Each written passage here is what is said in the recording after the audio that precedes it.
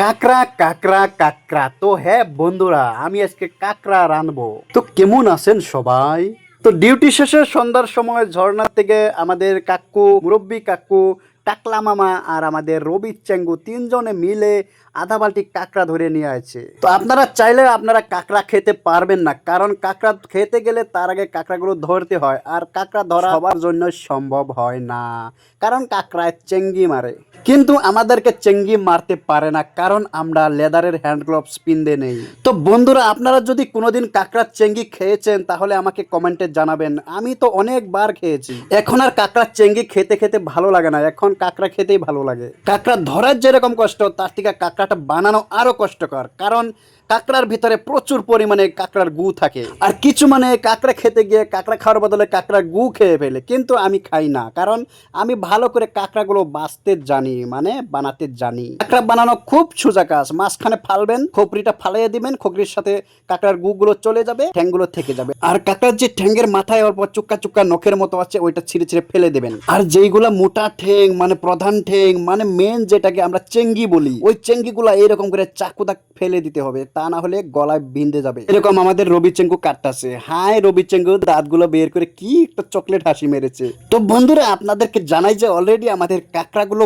বাঁচানো সম্পূর্ণ হয়ে গেছে। দেখেন অনেকগুলো ঝিকঝিকে চিকচিকে চমৎকারী কাঁকড়া। যেহেতু আমাদের কাঁকড়াগুলো বাঁচানো কমপ্লিট হয়ে গেছে, তাই আমরা এই কাঁকড়াগুলোকে ভালো করে ধুয়ে নিব। এই কাঁকড়াগুলো ভালো করে কয়েকবার ভালো করে ধুইতে হবে, কারণ এই কাঁকড়াগুলো অনেক ময়লা জায়গায় থাকে এবং ওদের শরীরে অনেক ময়লা লেগে থাকে, যেগুলো না ধুয়ে খেলে আমাদের ডিসেন্ট্রি বা পিচকারি হাগা হতে পারে। অবশ্যই আমার একবার কাঁকড়া খেয়ে বড্ড হাগা হয়েছিল, তাই আমি দ্বিতীয়বারের জন্য ওই রিস্কটা নিচ্ছি না। তার জন্য আমি কাঁকড়াগুলো ভালো করে ধুয়ে নিব। কাঁকড়া কিন্তু কয়েক কোয়ালিটিতে খাওয়া যায়। কাঁকড়া পুড়ে ভর্তা করেও খাওয়া যায়, আবার কাঁকড়াগুলো ভালো করে কষিয়েও খাওয়া যায়, আবার কাঁকড়াগুলো ভালো করে ফ্রাই করেও খাওয়া যায় মশলা। কিন্তু আমরা আজকে কষিয়ে খাবো। পুড়িয়ে ভর্তা করে খেতে হলে কাঁকড়াগুলো অত ধোয়ার প্রয়োজন হয় না, ভালো করে অল্প পুড়িয়ে তারপরে ভর্তা করে খেলেই হয়ে যায়। কিন্তু আমরা যেহেতু কষিয়ে খাবো, তার জন্য আমরা কয়েকবার ভালো করে ধুয়ে নিব। ধুয়ে ধুয়ে কাঁকড়াগুলো চিকচিকে ঝিকঝিকে করে নিব। দরকার পড়লে লবণ দিয়ে একদম জামের মতো ঝাঁকি দেবো, জাম খসা যেটাকে বলে, জামের মতন খসা দেব। এখন অনেকেই ভাববে যে জাম খসা কাকে বলে। যে যে কালো জাম খেয়েছে সে জানবে। কালো জামগুলো যখন আমরা গাছের থেকে পারি, ওটাকে ভালো করে মজানোর জন্য কি করি, ধুয়ে একটা বড় ঢিসে নিয়ে ওইটার উপর আরেকটা থালি দিয়ে ধরে ভালো করে ঠিক মতো খোঁচে নেই, তারপরে জামটা মজে যায়, ওটাকে বলি জাম খসা। আর ওই জাম খসা দিয়ে আমরা কাঁকড়াগুলো ভালো করে ছাপ করে নিব। তো কাঁকড়াগুলো এখন জাম খসা খেয়ে দেখেন কি সুন্দর ঝিকঝিকে হয়ে গেছে। এখন এগুলো রান্নার জন্য পরিপূর্ণভাবে তৈরি হয়ে গেছে। ইতিমধ্যে আমাদের ভণ্ড মুন্সি মানে হোসেন মুন্সি পেঁয়াজ মরিচ আর রসুন গুলো কেটে রেখেছে, আর আমাদের মুরব্বী কাকু অলরেডি আমাদের হিটারটা জ্বালিয়ে দিয়ে, আর দেরি কিসের, বসিয়ে দিলাম কড়াইটা হিটারের উপরে গরম হওয়ার জন্য। ততক্ষণে আমাদের কড়াইটা গরম হবে, ততক্ষণে আমি কাঁকড়ার উপরে কিছু মশলাপাতি দিয়ে দেব। আমি এখানে ব্যবহার করব কিছু পরিমাণে না, অল্প বেশি পরিমাণে হলুদের গুঁড়া মানে টারমারিক পাউডার। আর আমি এইখানে ব্যবহার করব অল্প বেশি পরিমাণে জিরার গুঁড়া মানে কিউমিন পাউডার। আর অবশেষে কিছু ধনিয়া পাউডার মানে কোরিয়ান্ডার পাউডার। তার সাথে কিছু চিকেন মশলা কি না দিলে হয়। আর গরম মশলার প্যাকেটটা যেহেতু আছে, অল্প বেশি করে দিয়েই দিলাম। আর ভাই লবণটা তো কম্পালসরি, লবণটা তো যে কোনো সবজি তো দিতেই হবে। ওগুলো পেঁয়াজ কাটা ছিল, অর্ধেকের বেশি পরিমাণে আমি কাঁকড়ার উপরে দিয়ে দিলাম, আর কিছু পরিমাণে আমি সোমবারের জন্য রেখে দিলাম। আজকে মরিচগুলো আমি তেলে ফ্রাই করলাম না, কারণ আমাদের মরিচের গুঁড়া নেই, মানে চিলি পাউডার নেই। তার জন্য মরিচগুলো আমি ডাইরেক্ট কাঁকড়ার উপরে দিয়ে দিলাম, আর রসুনগুলো কাঁকড়ার উপরে দিয়ে দিলাম। তো আমি এখানে আদা দিলাম না, কারণ আমাদের কাছে এখন আদা নেই। আদা হলো দাদা, যে না খায় আদা সে হলো গাদা। তো দেরি না করে কড়াইয়ে ঢেলে দিলাম তেল। আমি আবার সবজিতে অত তেল খাই না, কিন্তু এখানে অল্প বেশি করে তেল ঢেলে দিলাম, কারণ আমাদের কাঁকড়াগুলো ভালো করে কষাইতে হবে। আর গোটা জিরার প্যাকেটটা বাইর করে রাখলাম গরম তেলে দেওয়ার জন্য। তো পেঁয়াজ ছেড়ে তেলটা চেক করছিলাম গরম হয়েছে কিনা। পেঁয়াজটা অনেক ফালাফালি পারছে, মানে গরম হয়ে গেছে। এই চান্সে আমি গোটা জিরা অল্প ঢেলে দিলাম তেলের মাছ।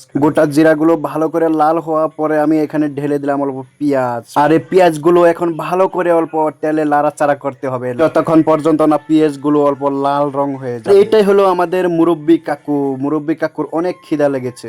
এইটাই হলো আমাদের ভণ্ড মুন্সি, তার কারণটা বুঝতেই তো পারতেছেন কি ইঙ্গিত দিল।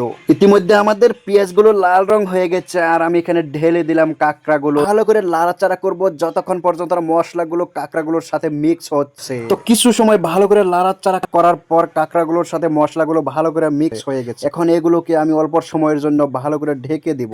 আর এইখানে দেখেন আমাদের লোকগুলো কাঁকড়া খাওয়ার আশায় ভাত এনে রেখেছে, তাও খায় না এখন পর্যন্ত। আর এইখানে চলছে পুক্কা খেলা। পুক্কা খেলা মানে হলো লুডো খেলা। যে লুডো খেলে সে বুঝে যাবে পুক্কা খেলা মানে কি। তো অল্প সময় ঢাকনা দিয়ে রাখার পর আমি ঢাকনাটা সরিয়ে আবার ভালো করে অল্প লাড়াচাড়া করে দিব, কারণ লাড়াচাড়া না করলে আমার কাঁকড়াগুলো পুড়ে যাবে। কাঁকড়াগুলো ভালো করে সিদ্ধ করার জন্য আমি এখানে অল্প জল দিয়ে দিলাম, আর জল দিয়ে অল্প লাড়াচাড়া করে মিক্স করে আবার ঢেকে দিলাম। তো মোটামুটি আধা ঘন্টা পর আবার আমি ঢাকনাটা সরিয়ে দেখি যে আমার কাঁকড়াটা অলরেডি রান্না হয়ে গেছে।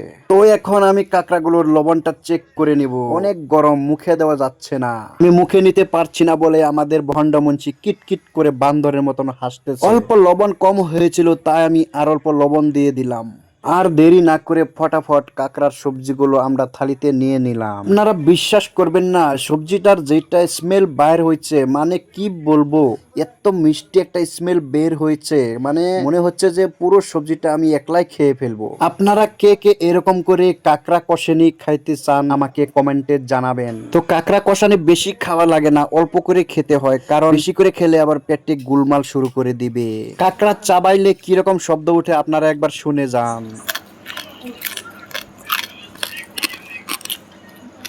পুরো রুমে খালি কাঁকড়া চাবানির কর্মর কর্মর শব্দ, আর কিচ্ছু নেই। আপনারা কে কে কাঁকড়া খেতে ভালোবাসেন আমাকে কমেন্টে জানাবেন। ভিডিওটি ভালো লাগলে একটি লাইক করে দিবেন, আর যে ইউটিউব থেকে দেখতেছেন আমাকে সাবস্ক্রাইব করে দিবেন।